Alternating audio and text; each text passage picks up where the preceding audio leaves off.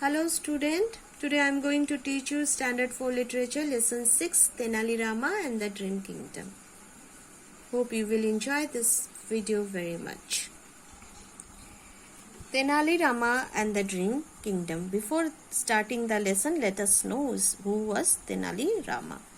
Tenali Ramakrishna, born Gartapati Ramakrishna Aya, also known as Tenali Rama or Tenali Raman, was an Indian poet, scholar, thinker and a special advisor in the court of Sri Krishna Dev Raya, who ruled from 1509 to 1529.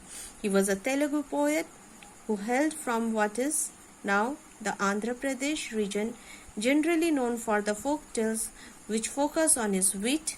He was one of the Ashtadigajas or the 8 poets of the court of Krishna Deva Raya, the Vijayanagar emperor. Tenali Rama and the Dream Kingdom. If something is logical, it makes sense. To solve a problem, we often have to be logical.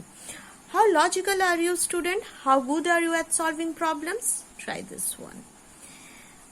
A lily doubles its size every day. It will take 30 days to reach its full size. On which day will the lily be half its size? Now this is a tricky question.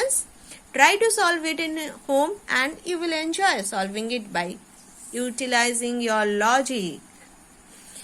Now let us read a story about King Krishna Dev Rai and Tenali Rama, his minister, who was very clever. Tenali Rama was very clever, wise, sensible and a witty person, and he always solved the problems with the logic given to him. So here I will play a small video for you. Hope you will like the video very much and understand the lesson. One day Krishna Dev Raya saw a strange dream. He dreamt of a magnificent magical palace. It was made of dazzling stones and floated in the air. The palace had every comfort and amenity that one could ever wish for. So one day here,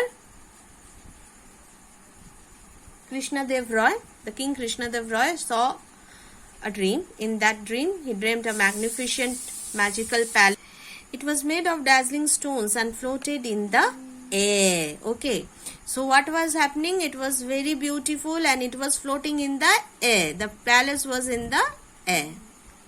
So the palace had every comfort and amenity that one could ever wish for. All the comforts were there. It could be lit up with 1,000 lights or made to disappear into the darkness. In a jiffy, in a few seconds, it will disappear.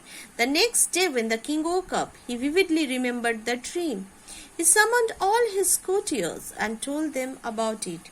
The courtiers sang praises of the king and his beautiful dream. The king made a public announcement. I will give 100,000 gold coins to the person who can build me the palace of my dream. Now what happened? The king remembered the dream and he called all his courtiers and asked them who will make his dream palace on the air. He will give them 1,000 gold coins. The courtiers praises the king and the king also promised them to give 100,000 gold coins to the person who will make his dream palace. Everyone was startled at the king's announcement. They knew that it was not practically possible to build the palace that the king said, but no one had the courage to say so. So what happened? Everybody knew that it is not possible. All the courtiers were not wise or honest, and they wanted to flatter the king to get the reward. But they knew that it is not possible. And many of the king's well-wishers told him that such a palace can only exist in one's mind. But he refused to listen and did not find someone who could make his dream palace. The courtiers got worried and approached Tenali Raman for help. So now what happened? The courtiers were very afraid of the consequences of the king's grave. So they seek the help of Tenali Raman because they knew that he was very smart and wise and he will take out a solution of this. So the senior minister requested Tenali Raman, "Dear Tenali, now only you can make here the seniors are requesting Tenali Raman to make our king understand that his wish to erect the palace of his dream is absurd, or else all of us will get a severe punishment." Tenali Raman assured them that he would try to help them. A few days later, a very old man came to meet the king in his court. He was crying for justice. Krishnadev Raya asked, "What brings you here, my good man?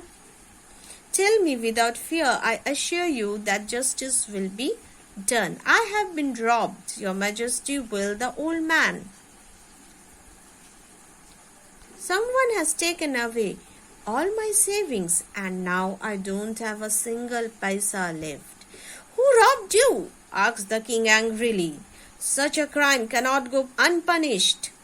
You name him and I will have him hanged immediately." "Your Majesty, I will tell you, but first assure me that on hearing upon his name, you will not get angry." Now when Tenali Raman assured the courtiers that he will help them, and one day in the court of Krishnadev Rai there came an old man and he was crying a lot and he said that has been robbed, someone has robbed his all life savings, and Krishnadev Rai got very angry. He said, "Tell me his name and I will punish him." And the old man said that, "I will tell you the name of that person, but you have to assure me first that by hearing upon his name you will not get angry."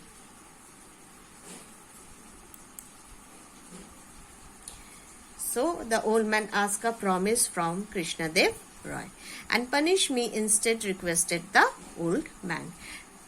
"Yes, I promise," replied the king impatiently. "It is you, my lord," said the old man in a trembling voice. And he was going on crying. "How dare you say a ridiculous thing like that?" "I will," began the king, but then he remembered his promise and calmed down. He asked that the old man to explain what he actually meant to say.